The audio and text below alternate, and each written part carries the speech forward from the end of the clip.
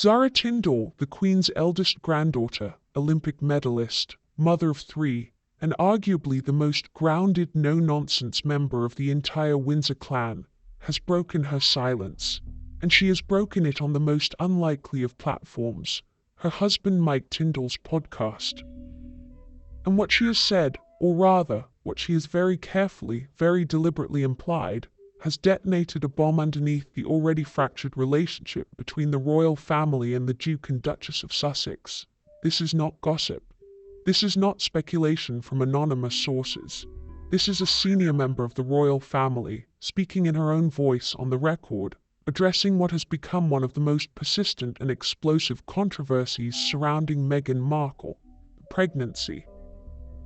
The pregnancies plural, the questions about surrogacy, the inconsistencies, the collapsing timelines, the prosthetic theories, the folding bump, all of it. And if you think the palace is going to be able to put this genie back in the bottle, I would respectfully suggest you think again.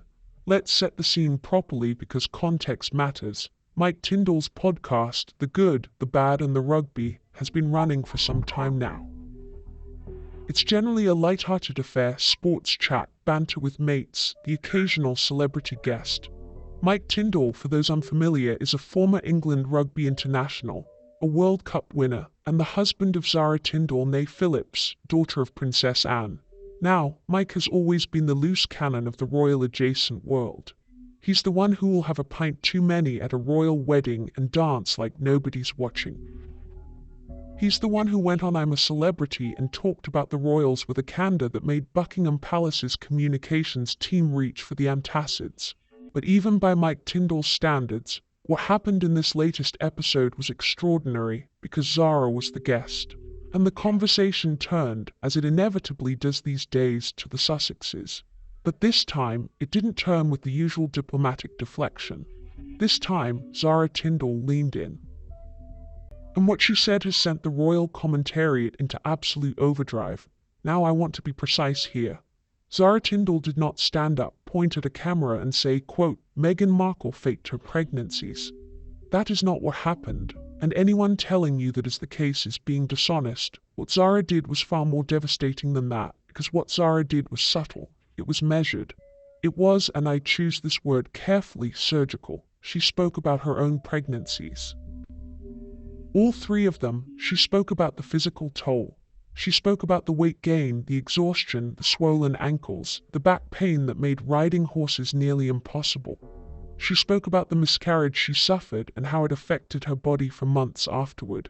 And then, and here is where the temperature in the room changed. She was asked about the differences between her experience and other royal mothers' experiences. And Zara paused. She paused for what felt like an eternity. And then she said something along the lines of, and I'm paraphrasing from reports, well, everyone's experience is different, isn't it? Some people seem to have a much easier time of it than others. Almost unbelievably easy in some cases. Almost unbelievably easy. Let those words sit with you for a moment, because Zara Tindall is many things, but she's not careless with language. She grew up in the royal family. She is Princess Anne's daughter, arguably the sharpest, most disciplined woman in the entire monarchy. Zara knows exactly what words mean. She knows exactly how they will be interpreted. And she chose those words with the precision of a surgeon placing a scalpel. Almost unbelievably easy. Now, who in the royal family has had pregnancies that might be described as almost unbelievably easy? Who has been photographed looking virtually unchanged weeks before a due date? Who has been seen in 6-inch stilettos at 8 months pregnant? Who has had a bump that appeared to change size and shape from one public appearance to the next, sometimes within hours? I think we all know the answer to that question now. Before we go any further, let me be absolutely clear about something. Questioning a woman's pregnancy is under normal circumstances an extraordinary thing to do. It is invasive, it is personal, and in most cases it would be entirely inappropriate. But these are not normal circumstances. These are circumstances in which a woman who married into the most scrutinized family on planet Earth has presented a series of pregnancies that contain more inconsistencies than a politician's expense report.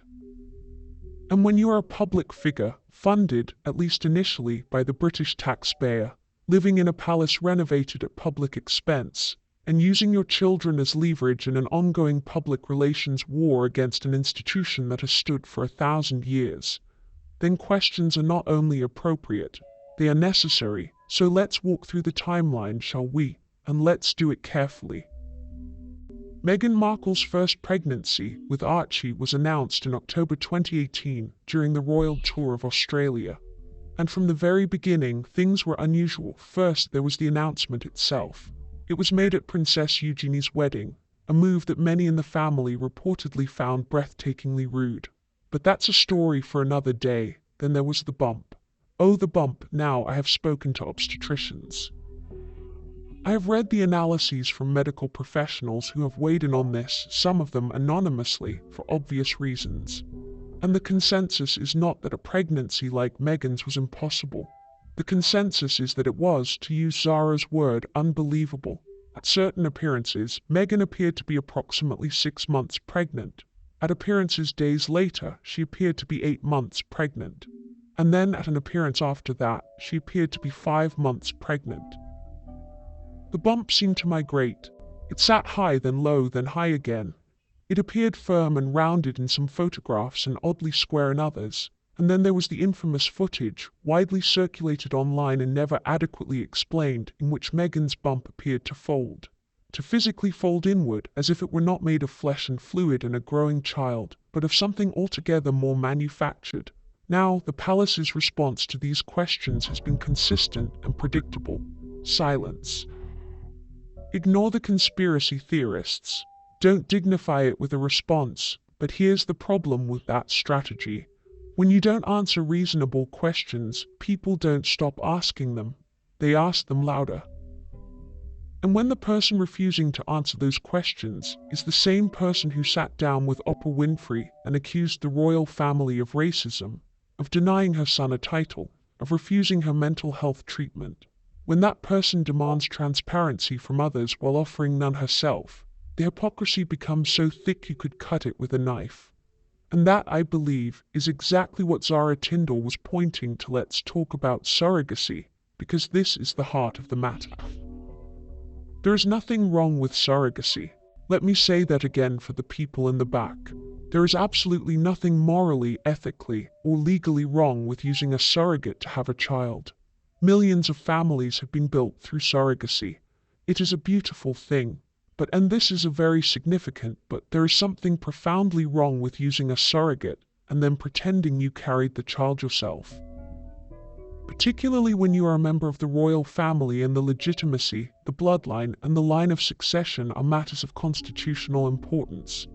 If Meghan Markle used a surrogate, and I want to stress that this remains unconfirmed, a matter of intense speculation rather than established fact, then the act of surrogacy itself would not be the scandal. The scandal would be the deception, the elaborate performance, the prosthetic bump, if indeed that is what it was, the staged hospital departure. The carefully managed photo opportunities designed to create an illusion of biological motherhood, because that level of deception, sustained over months, involving presumably multiple accomplices, executed under the noses of the world's media, would represent a fraud of staggering proportions. Not a legal fraud, necessarily, though some have argued it could have implications for the line of succession, but a moral fraud. A betrayal of public trust so complete that it would make the Oprah interview look like a minor misunderstanding. And this is where Zara Tindall's intervention becomes so significant, because Zara is not a journalist. She is not a blogger. She is not a royal commentator with a YouTube channel and an axe to grind. She is the Queen's granddaughter. She is a woman who has had 3 children of her own, who knows what pregnancy looks like, what it feels like, what it does to a woman's body. And she has now publicly expressed what can only be described as skepticism about another royal's experience of pregnancy. That is not nothing. That is seismic now. You might expect the palace to respond to this. You might expect a carefully worded statement from Buckingham Palace or Kensington Palace, distancing the institution from Zara's comments, reaffirming the family's unity, all the usual diplomatic boilerplate. but as of the time of recording there has been nothing. Absolute silence, not a word, and that silence speaks volumes, because the palace has a well-established protocol for dealing with rogue family members who go off script. They issue a clarification, they brief friendly journalists. They make it known through the usual channels that the comments do not reflect the views of the institution. They have done none of that, which means one of two things. Either the palace has been caught completely off guard and is still formulating a response, or, and this is the option that should terrify the Sussexes, the palace is perfectly comfortable with what Zara said. They are letting it stand. They are letting the words hang in the air, doing their work without interference. If it is the latter, then what we are witnessing is not a rogue comment from an outspoken family member. What we are witnessing is a calculated salvo, a deliberate escalation, a message from the royal family to the Duchess of Sussex that says, in essence, we know, we have always known, and we are no longer going to pretend otherwise, and if that is the case, then Meghan Markle has a problem. A very, very serious problem, because here's the thing about Meghan Markle. This would not be an isolated incident of dishonesty. If the surrogacy allegations prove to have substance, they would simply be the latest in a long, well-documented pattern of deception that stretches back years. This is, after all, the woman who claimed she didn't know who Prince Harry was before she met him, despite evidence to the contrary. The woman who claimed she and Harry were married 3 days before their official wedding in a private ceremony, a claim later debunked by the Archbishop of Canterbury himself.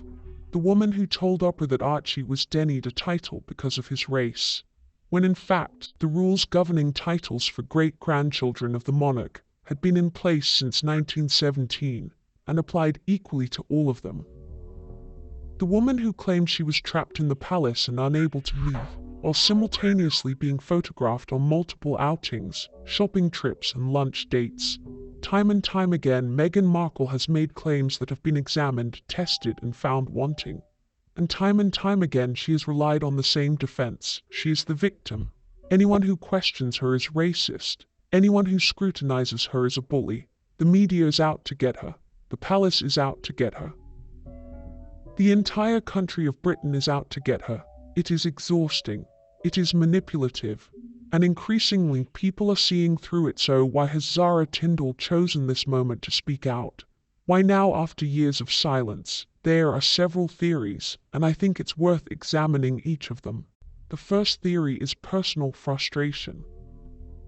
Zara, like many members of the royal family, is reported to have been deeply hurt by the Sussexes' behavior, the Oprah interview, the Netflix documentary, Harry's memoir, the relentless attacks on the family that Zara loves, the institution that her grandmother dedicated her life to.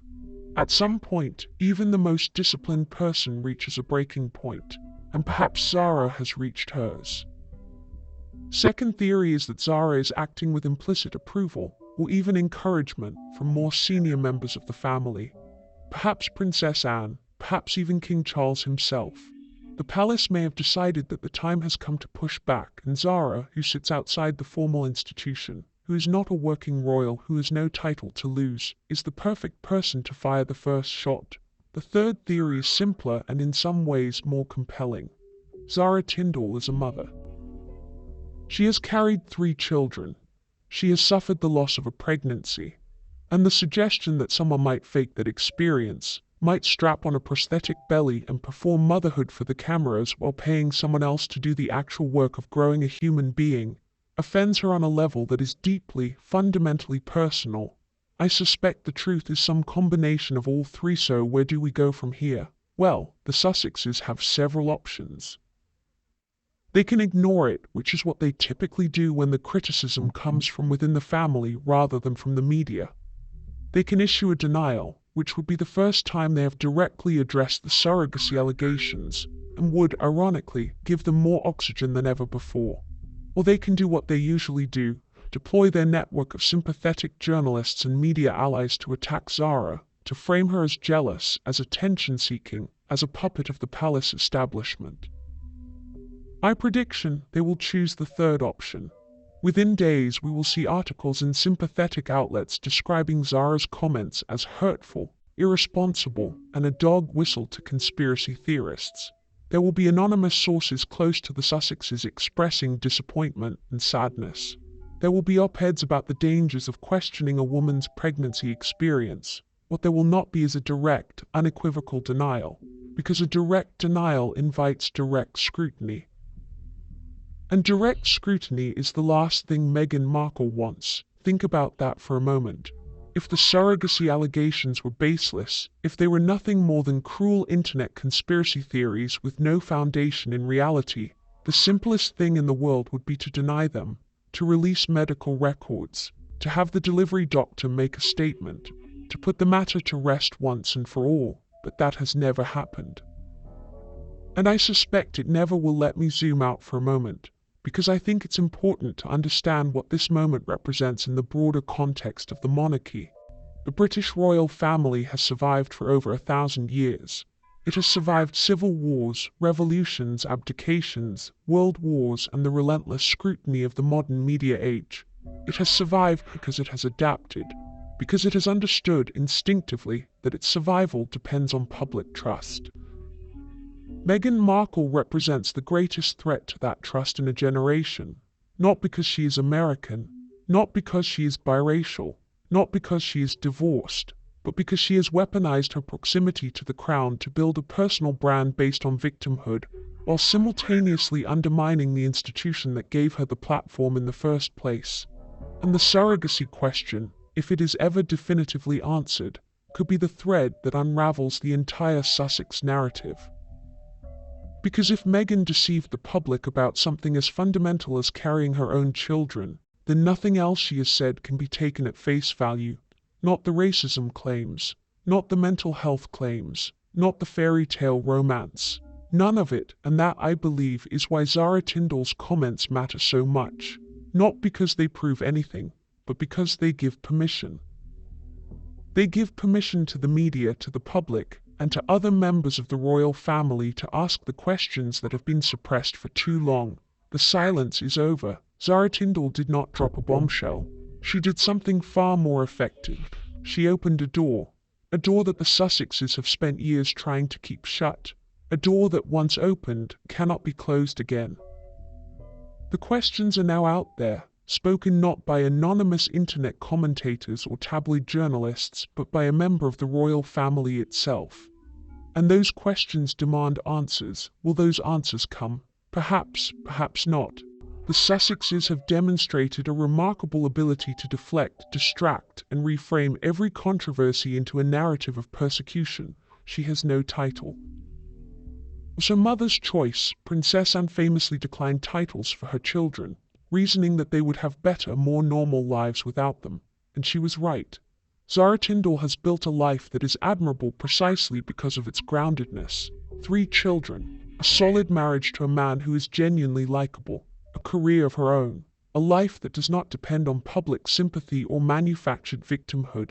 She is, in short, everything that Meghan Markle has spent years pretending to be.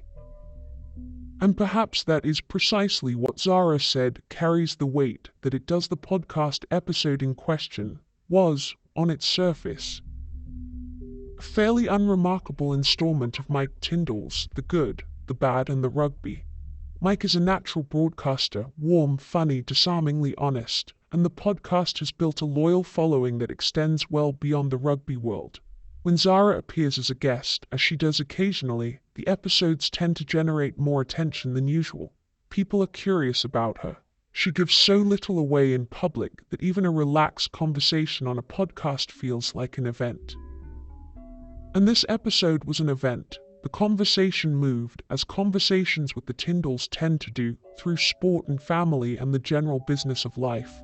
But then it arrived, as conversations in royal circles inevitably arrive these days, at the subject of the Sussexes, and specifically at the subject of children, of family, of what it means to bring a new life into the world. Zara spoke about her own experiences with characteristic candor. She did not romanticize pregnancy. She spoke about it the way someone who has actually been through it speaks about it, with honesty about the difficulty, the discomfort, the moments of genuine physical suffering. She spoke about her miscarriage, which she has discussed publicly before, with a raw openness that reminded every listener why she is so universally respected. And then, almost casually, in the way that the most significant things are often said, the conversation shifted. Someone asked about the differences in how different women experience pregnancy, how varied it can be, how some women seem to sail through it while others are completely undone by it, and Zara responded. She said in effect that she found it remarkable how different pregnancy could look from one woman to the next, that some women she observed seemed to experience it in a way that left almost no trace, almost no visible impact on their bodies, their movements, their energy levels. She said, and these words have been repeated across every royal forum, every commentary channel, every tabloid gossip column in Britain since the episode aired, that some women seem to go through pregnancy in a way that was, quote, almost too perfect. Almost too perfect. Now, let us think about that phrase with the seriousness it deserves. Almost too perfect. Pregnancy, real pregnancy, biological pregnancy, the kind that involves a human being growing inside another human being for the better part of a year, is many things. It is miraculous. It is profound. It is for many women a source of immense joy, but it is not by any reasonable definition perfect. It is not photogenic. It is not convenient. It is not compatible with 6-inch heels at 8 months, or perfectly symmetrical Instagram-ready bump that sits in exactly the same position regardless of what angle you photograph it from. Real pregnancy is messy and unpredictable and physically demanding in ways that no amount of prenatal yoga can entirely offset. Ask any woman who has been through it. Ask Zara Tindall, who has been through it 3 times, including once ending in heartbreaking loss. Almost too perfect. The phrase was not an accident. Nothing Zara Tindall says in public is an accident. Let us now address the central question that Zara's comments have reignited with such force. The question that the internet has been asking for years. The question that polite society has largely pretended not to hear, even as it has grown louder and more insistent. Did Meghan Markle use a surrogate for one or both of her pregnancies? I want to be scrupulously careful here. I am not stating that she did. Nobody outside the Sussex inner circle can state that with certainty. What I am doing is examining the evidence that has caused so many people, not fringe conspiracy theorists but thoughtful, observant people, to ask that question in the first place. And that evidence is not nothing. Let's start with Archie's pregnancy. The bump, as I have already noted, was a source of considerable puzzlement to many observers. But beyond the visual inconsistencies, there were behavioral inconsistencies that are arguably more telling. Meghan Markle's throughout her first pregnancy was photographed constantly cradling her bump, not in the gentle, unconscious way that pregnant women often rest their hands on their abdomen. In a deliberate, almost performative way, both hands cupped beneath the bump in pose after pose after pose. Royal photographers noticed it. Body language experts commented on it. It was, to put it mildly, unusual. Then there were the clothing choices. Meghan wore extraordinarily fitted, form-hugging clothing throughout her pregnancy, choices that, for a woman who was at the same time complaining about the lack of privacy and the intrusion of the media, seemed almost designed to maximize scrutiny of her physical form. It was as though she wanted people to look, as though the bump needed to be seen, constantly, prominently, from every angle. And then there was the departure from the hospital after Archie's birth. Or rather, there wasn't, because unlike every other royal mother in living memory, Meghan did not emerge from the hospital in the hours after giving birth for the traditional photo call. The reasoning given at the time was that she wanted privacy, that she wanted a different kind of birth experience. But here is what is interesting about that reasoning. Meghan had shown, throughout her pregnancy, absolutely no reluctance to be photographed. She had attended public engagements at an advanced stage of pregnancy. She had posed for photographs. She had, by any measure, courted photographic attention throughout the entire gestational period. And then, at the one moment when the physical evidence of what she had actually been through will be most visible in the immediate aftermath of childbirth, with the genuine exhaustion and physical aftermath that no prosthetic can replicate, she suddenly became intensely private. That inconsistency has never been adequately explained, and then there is Lilibet. If anything, the questions surrounding Meghan's second pregnancy are even more persistent than those surrounding the first. Because by the time of Lilibet's arrival, the Sussexes were living in California. They were beyond the reach of the British press. They were operating in an environment entirely of their own construction, with full control over every image, every statement, every piece of information that reached the public. And in that environment, in conditions of almost total information control, the pregnancy and birth of Lilibet Diana Mountbatten Windsor was handled in a way that struck many observers as, to put it charitably, deeply unconventional. There were photographs, of course. There are always photographs with the Sussexes, but the photographs told a story that raised more questions than it answered. Meghan's appearance during the second pregnancy, while she was photographed considerably less frequently than during the first, showed a woman who seemed to be navigating the demands of pregnancy with a physical ease that again defied straightforward explanation. And the birth itself, again, no hospital emergence, no photo call, a statement released through the usual channels announcing the arrival of a daughter. And then some time later, photographs released on the Sussexes' own terms, showing a baby who looked perfectly healthy and a mother who looked, frankly, as though she had just returned from a particularly refreshing spa weekend rather than from the physically shattering experience of bringing a human life into the world. Almost too perfect. There are those words again now. I am fully aware that at this point, some viewers will be shifting uncomfortably in their seats, perhaps thinking that this line of inquiry goes too far, that whatever one thinks of Meghan Markle, and there is plenty to think, surely her children and the circumstances of their birth are beyond the reach of legitimate scrutiny, and I understand that instinct. I genuinely do, but I would ask those viewers to consider this. Meghan Markle has made her children central to her public narrative. She has referenced them in interviews. She has deployed them in her ongoing conflict with the royal family, the alleged skin color comment, Archie's title.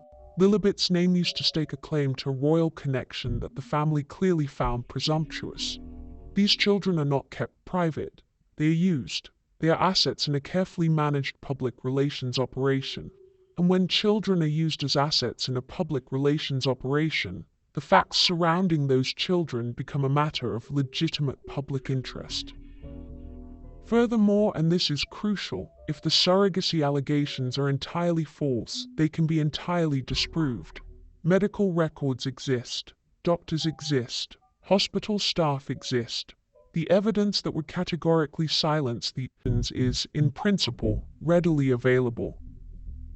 The fact that it has never been produced is a choice, and choices have meanings. What makes Zara Tindall's intervention so particularly significant is not just what she said. It is the credibility she brings to the conversation simply by virtue of being who she is. Consider the landscape of people who have raised questions about Meghan's pregnancies over the years. Internet commentators, anonymous forum users, tabloid gossip writers. These are people who can be, and routinely are, dismissed as conspiracy theorists, racists, or simply malicious individuals with nothing better to do. Zara Tindall cannot be dismissed in those terms. She is not a conspiracy theorist. She is not malicious. She is not motivated by racism or jealousy or any of the other convenient explanations that the Sussex camp deploys to discredit anyone who dares to ask hard questions. She is a mother speaking from personal experience about what pregnancy looks and feels like for a woman who has actually been through it. And she is the granddaughter of the late Queen, speaking with the quiet authority of someone who has spent her entire life in proximity to the institution that Meghan Markle has spent the last several years attacking. When someone like that says that another woman's pregnancy seemed almost too perfect, the words do not disappear into the noise. They land, they stick, they are examined, and they give everybody else, journalists, commentators, ordinary members of the public, permission to take the underlying questions seriously in a way they perhaps felt they could not before. That is an enormous shift. And the Sussex camp knows that the response from Harry and Meghan's side has been, predictably, a studied silence punctuated by the distant sound of frantic phone calls to sympathetic journalists. We are already seeing the early signs of the counter-narrative being constructed. There are murmurings in certain media circles about Zara's comments being taken out of context. There are suggestions from unnamed sources that the Tindalls are caught up in palace politics, and that Zara's appearance on the podcast was orchestrated. Note, please, what is not happening. There is no direct rebuttal. There is no statement from the Duchess of Sussex categorically denying that she used a surrogate. There is no medical professional stepping forward to confirm the straightforward biological facts of either pregnancy. There is no legal action threatened against those who have raised the questions, because legal action would require disclosure. Disclosure would require evidence. And evidence is the one thing the Sussex operation has consistently refused to provide when it comes to the question of these pregnancies. Instead, what we get is the familiar playbook: deflect, reframe, attack the messenger, claim victimhood, and hope that the news cycle moves on before the questions get any sharper. It has worked before. But the news cycle is not moving on this time. Because this time, the question is coming from inside the house. There is a broader dimension to this story that I think deserves attention, because it speaks to something fundamental about the nature of the Sussex project, and why it matters beyond the personal and the salacious.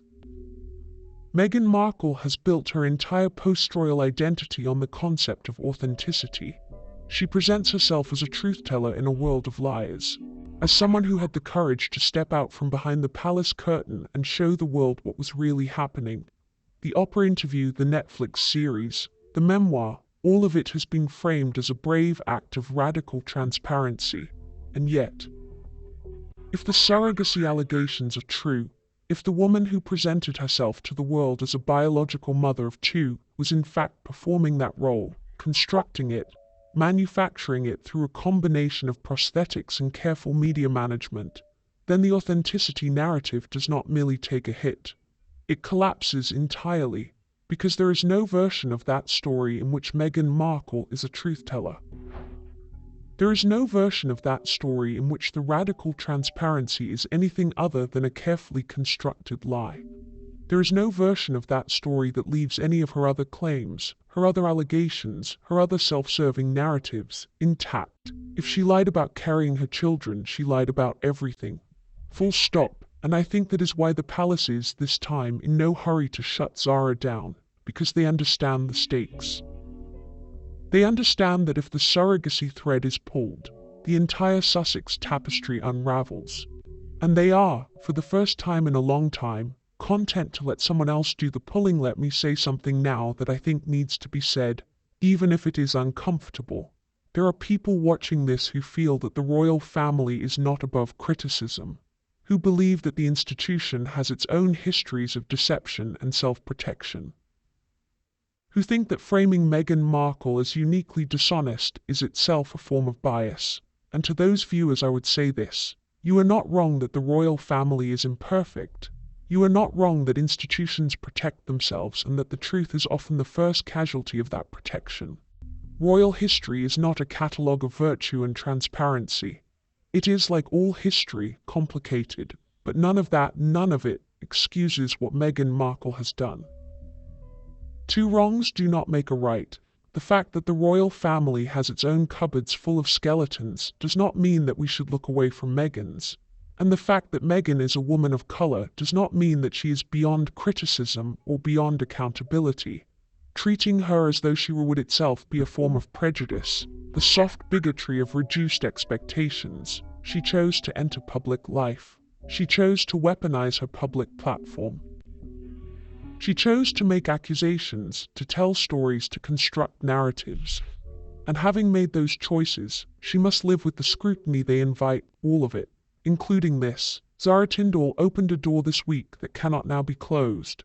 She did it in the way she does everything, without drama, without performance, without the slightest hint of the self-conscious martyrdom that characterizes every public utterance from the woman she was so clearly, so deliberately addressing. She did it with the quiet confidence of someone who knows that she is on the right side of the truth, and is content to let the truth do its own work. Almost too perfect, she said, and in those 3 small words, she handed the world a lens through which to look at years of carefully constructed imagery and ask, for the first time with genuine force and genuine credibility, whether any of it was real. The Sussex Empire was built on a story. And stories, however elaborately constructed, however zealously guarded, have a habit of developing cracks. The cracks have been there for a long time. Zara Tindall just made them impossible to ignore. The question now is not whether those cracks will widen. They will. The question is how wide they will get before someone finally tells the truth. What she did was construct a framework. She established, through her own testimony about her own experiences, what pregnancy actually looks and feels like for a woman who has genuinely been through it. She spoke about the physical weight of it, the relentlessness of it, the way it marks a woman's body, not just in the obvious visible ways, but in ways that persist long after the baby has arrived. She spoke about exhaustion that goes beyond anything non-pregnant people can fully conceptualize. She spoke about the physical recovery that follows birth, the weeks and months of the body slowly reclaiming itself. And having established all of that, having painted, with the authority of lived experience, a detailed and unflinching portrait of what genuine pregnancy involves, she then gestured lightly but unmistakably toward a different kind of experience, one that seemed from the outside to involve none of those things. Or at least considerably fewer of them than biology would normally dictate. She said that some women seem to move through pregnancy leaving almost no evidence that it had happened at all, as though the whole process had been, and here is the phrase that has been dissected endlessly since the episode aired, curated rather than experienced, curated rather than experienced. I want you to hold that phrase, because it is exquisite in its precision. It is the kind of phrase that a barrister might spend a week crafting. It does not accuse, it does not allege, it does not provide grounds for a defamation claim, but it communicates with absolute clarity to anyone with ears to hear exactly what Zara Tindall thinks happened. Curated rather than experienced. If that phrase was improvised, then Zara Tindall is a genius. Was prepared, and I strongly suspect it was, then whoever prepared it deserves significant credit for its craftsmanship. Because it is the context of what we are discussing, a perfectly aimed arrow now. Let us talk about the surrogacy question itself. Not the gossip of it, not the tabloid framing of it, but the serious, substantive, evidence-based question that sits at the heart of this entire controversy. Surrogacy is, as I have said before and will say again, an entirely legitimate choice. It is chosen by many people for many different reasons: infertility, health conditions, previous pregnancy complications, personal circumstances of various kinds. There is no moral hierarchy between biological mothers and mothers who have used surrogates. A mother is a mother, a child is loved. That is what matters. But that changes everything. Surrogacy carried out in secret, presented to the world as biological pregnancy, and used as a foundational element of a personal narrative built on authenticity and truth-telling, is an entirely different matter. And there are specific reasons why this would be particularly problematic in the context of the royal family. The royal family is not just a celebrity family, it is a constitutional institution. The question of who carries royal blood, who stands in the line of succession, and under what circumstances children are born to members of that family is not merely a matter of personal interest. It carries constitutional weight, it carries historical weight. It is in the most literal sense a matter of national significance. Now I want to be clear. The Sussexes have stepped back from royal duties. They no longer receive public funding. They have, to a considerable extent, removed themselves from the formal structures of the monarchy, and their children's position in the line of succession, while technically maintained, is practically remote from any realistic claim to the throne. But that is not the point. The point is that if Meghan Markle deceived the world about the biological circumstances of her children's births while she was still a working member of the royal family, While she was still HRH the Duchess of Sussex, still resident in Frogmore Cottage, still attending state occasions and representing the Crown, then the deception was carried out at the highest possible level of public life, and that matters, constitutionally, historically. And perhaps most importantly for our purposes, narratively, because this is ultimately a story about narrative. It has always been a story about narrative. Meghan Markle is, before anything else, a storyteller. She understood from the very beginning of her relationship with Prince Harry that she was entering a world that runs on stories.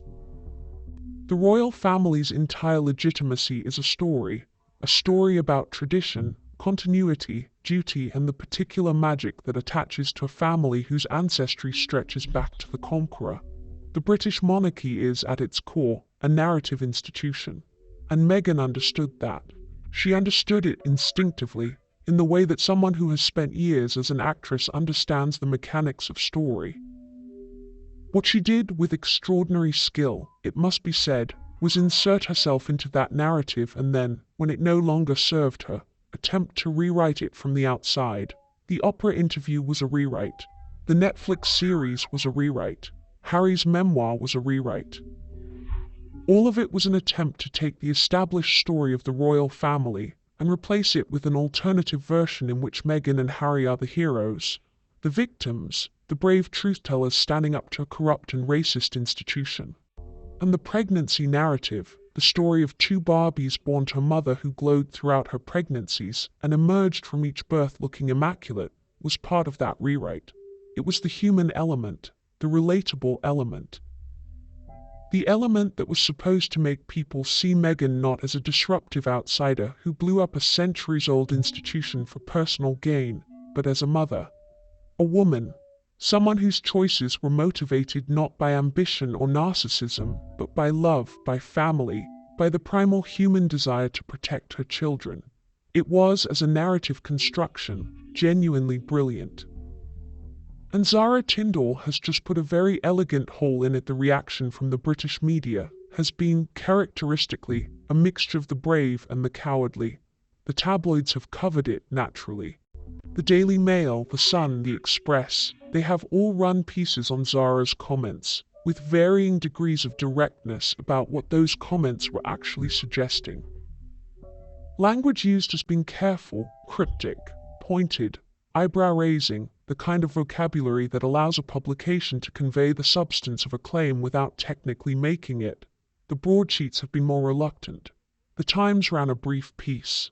The Guardian has not touched it, which is entirely predictable given that publication's near-theological commitment to the position that any criticism of Meghan Markle is inherently rooted in racism. The Independent has been similarly reticent. And the BBC, dear, beleaguered, institutionally paralyzed BBC, has said nothing at all, which is itself a kind of statement. But here is what is significant. The online conversation, on YouTube, on Twitter, on the various royal commentary forums that have sprung up over the last several years, is running at a temperature that the mainstream media cannot ignore indefinitely. The clip of Zara's comments has been viewed millions of times. The phrase curated rather than experienced has been searched hundreds of thousands of times. The surrogacy question, which was until very recently confined to the fringes of respectable discourse, is now being discussed openly in the comment sections of mainstream publications by people who do not consider themselves conspiracy theorists. That shift in the public conversation is significant. And it has been driven almost entirely by three words from Zara Tindall. I want to pause here and address something that I think needs addressing directly. There are those who will argue that this entire line of inquiry, the surrogacy question, the pregnancy inconsistencies, Zara's comments and what they imply, is simply a vehicle for misogyny. That it is a way of attacking a woman's body, her choices, her reproductive history, dressed up in the language of constitutional concern and narrative analysis. I want to take that argument seriously because it deserves to be taken seriously. There is a long and ugly history of women's bodies being used as battlegrounds for political and cultural conflicts, that have nothing really to do with those women themselves. And there are undoubtedly people who engage with this topic who are motivated by something considerably less noble than constitutional concern. But the argument fails, ultimately for a simple reason. The scrutiny here is not of Meghan Markle's body, it is of Meghan Markle's story. And there is an enormous difference between those two things. Nobody is asking to examine Meghan Markle. Nobody is demanding access to her medical records for prurient reasons. What people are asking, what Zara Tindall has in her careful and deliberate way given public voice to, is a question about honesty. About whether the story that was told was a true one. About whether the performances that were given, the photographs that were released, the narrative that was constructed reflected reality or manufactured it. That is not misogyny. That is accountability. And accountability does not become inappropriate simply because the person being held to account is a woman. Meghan Markle has spent years demanding accountability from others, from the royal family, from the British press, from the institution of the monarchy, and from the broader culture of deference that surrounds it. She has positioned herself as someone who holds power to account, who speaks truth to entrenched interests, who refuses to be silenced. Well, the standard you walk past is the standard you set. And the standard Meghan Markle has set is one that she is now being asked to meet herself. Let us think, for a moment, about what a genuine response to Zara's comments would look like. A real response. Not the PR-managed deflection that we can expect in the coming days and weeks, but an honest, direct, human response to the question that Zara has so carefully placed on the table. It would, presumably, involve some form of direct engagement with the surrogacy question.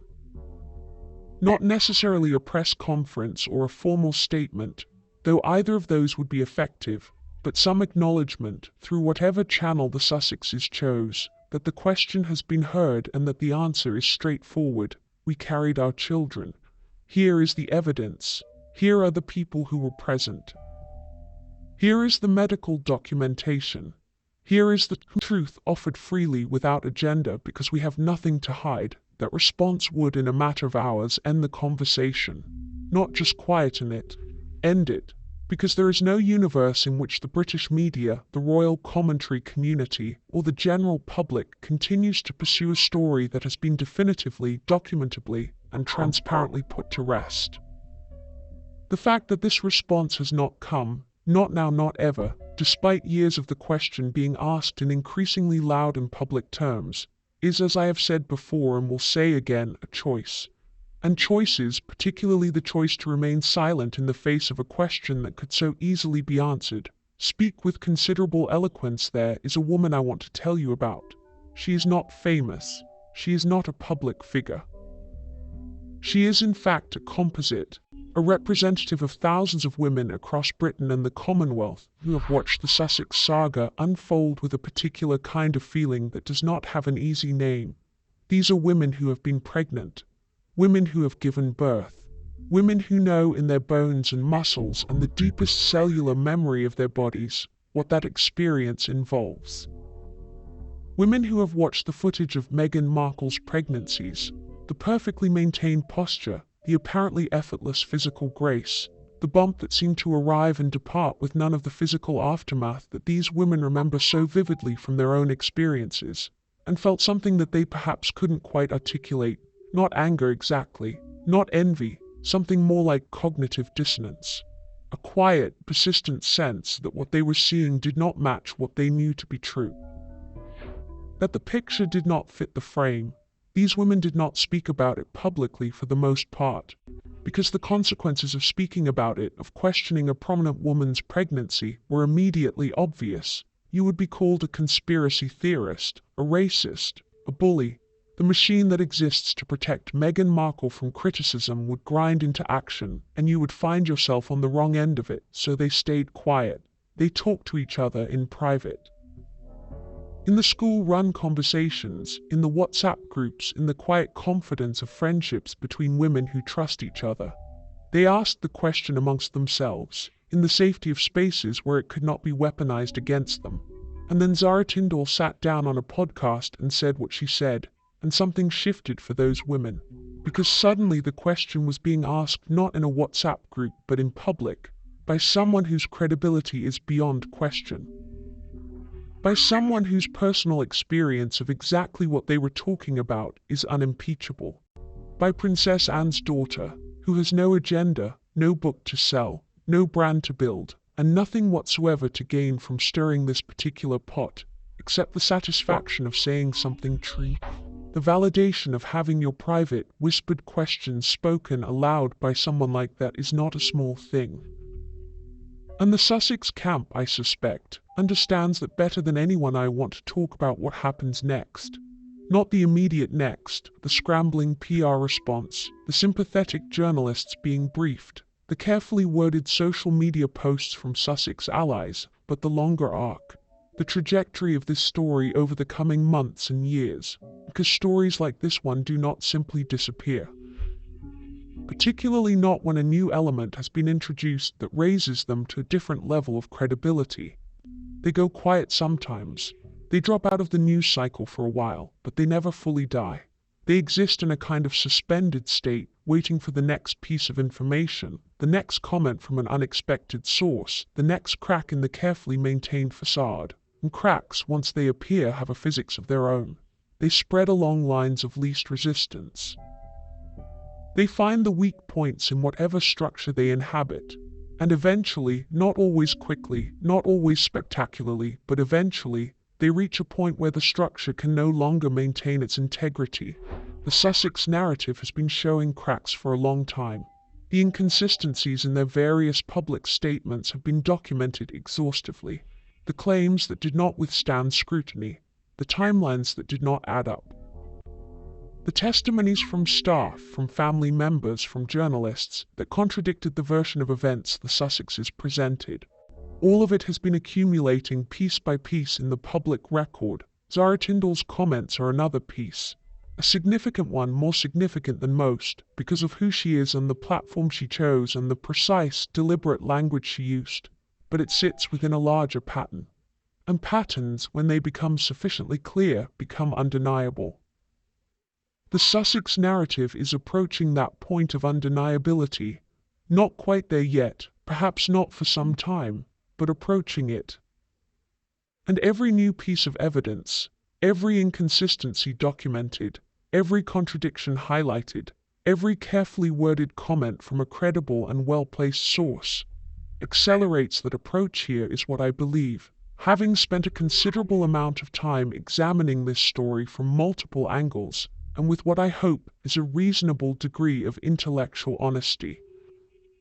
I believe that Meghan Markle is a woman of considerable intelligence and genuine charm who made a series of choices, beginning with her decision to enter the royal family and accelerating rapidly after she arrived, that were motivated primarily by self-interest and a desire for a particular kind of fame and influence that the royal family, with all its constraints and conventions, was never going to provide. I believe that the royal family, for its part, made its own series of mistakes in handling her arrival and her subsequent unhappiness, mistakes that were real and had real consequences, even if they do not begin to justify everything that followed. I believe that the narrative of victimhood that the Sussexes have constructed is, at best, a radical oversimplification of a complicated reality, and at worst, a deliberate and sustained campaign of dishonesty designed to enrich and empower themselves at the expense of an institution and a family that cannot, by its own conventions, adequately defend itself in public. And I believe that the surrogacy question, whatever its ultimate resolution, is a symptom of a deeper truth that has been apparent to careful observers for years. That Meghan Markle's relationship with honesty is, to put it as diplomatically as possible, complicated. That the woman who presents herself as a radical truth-teller has, on multiple documented occasions, told stories that were not true. And that the question of whether she told the most intimate and personal of those stories, the story of carrying and giving birth to her children, deserves the same rigorous scrutiny that she has demanded others submit to. Please don't forget to subscribe to our The King YouTube channel to get more updates in the future. Thank you so much for tuning in. Have a lovely evening. And, we'll be back to see you tomorrow. Bye. I love you all.